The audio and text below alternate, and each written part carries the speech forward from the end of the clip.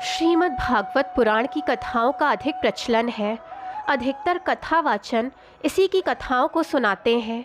कई जगहों पर भागवत पुराण का आयोजन होता है।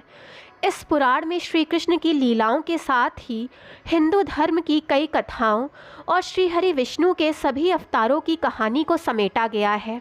तो आइए जानते हैं इस पुराण से जुड़ी कुछ रोचक बातें।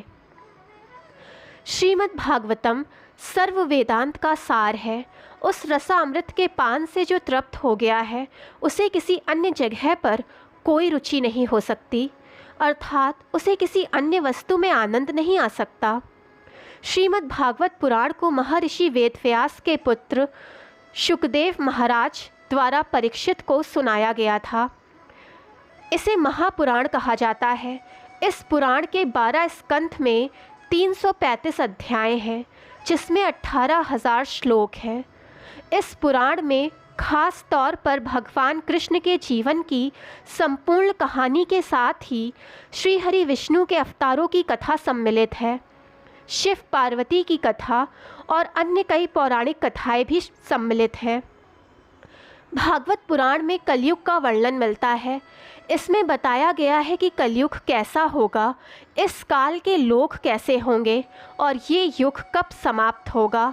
इसमें कलयुग के वर्ण के साथ ही इस पुराण में हमें कई भविष्यवाणियाँ भी पढ़ने को मिलती हैं, जैसे कि इस युग में स्त्री पुरुष बिना विवाह के एक साथ रहेंगे। व्यापार की सफलता छल पर निर्भर करेगी। कलयुग में ब्राह्मण सिर्फ एक धागा पहनकर ब्राह्मण होने का दावा करेंगे। इस तरह की कई अन्य भविष्यवाणियाँ और कलयुग के राजवंशों का वर्णन मिलता है। श्रीमद् भागवत पुराण के प्रथम स्कंध में भक्ति योग और वैराग्य, द्वितीय स्कंध में ब्रह्मांड की उत्पत्ति एवं विराट पुरुष का स्वरूप, तृतीय स्कंध में उद्धव द्वारा भगवान के बाल चरित्र का वर्णन, चौथे स्कंध में राजश्री ध्रुव एवं पृथु आदि की कहानी, पंचम स्कंध में स्वर्ग, नरक, पाताल, समुद्र, पर्वत और नदी का वर्णन मिलता है। इसके बाद छठे स्कंध में देवी देवता, मनुष्य, पशु पक्षी आदि के जन्म की कहानी है। सातवें स्कंध में हिरण्यकशिपु, हिरण्याक्ष के साथ प्रहलाद का चरित्र बताया गया है। आठवें स्कंध में गजेंद्र मोक्ष, मनवंतर कथा, वामन अवतार की कथा मिलती है। नवें स्कंध में राजवंशों का विवरण और श्री राम की कथा है। दशम स्कंध में आपको श्री कृष्ण की अनंत लीलाओं का वर्णन मिलेगा। 11वें स्कंध में यदुवंश का किस प्रकार संहार हुआ इसका वर्णन है। 12वें स्कंध में विभिन्न युगों तथा प्रलयों और भगवान के उपांगों आदि के स्वरूप का जिक्र किया गया है। श्रीमद् भागवत पुराण पर अनेकों विद्वानों ने टीकाएं लिखी हैं, जैसे कि श्रीधर स्वामी, सुदर्शन सूरी, संत एकनाथ, वल्लभाचार्य, सनातन गोस्वामी, जीव गोस्वामी आदि।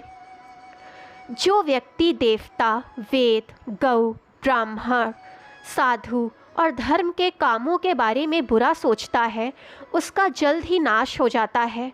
यहाँ स्पष्ट करना ज़रूरी है कि ब्राह्मण उसे कहते हैं जो कि वैदिक नियमों का पालन करते हुए ब्रह्म ही सत्य है ऐसा मानता और जानता हो।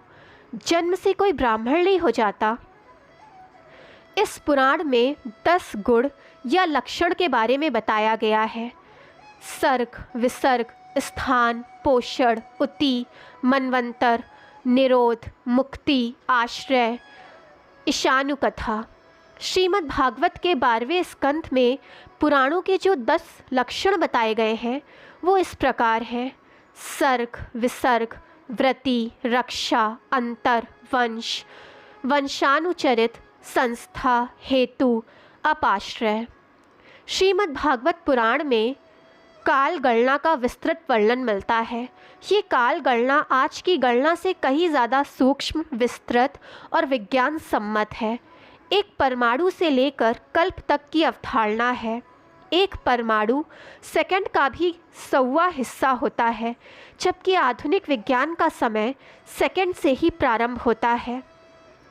श्रीमद् भागवत पुराण का मूल विषय भक्ति है, परंतु इसमें ज्ञान, बुद्धि, कर्म और योग की चर्चा की गई है।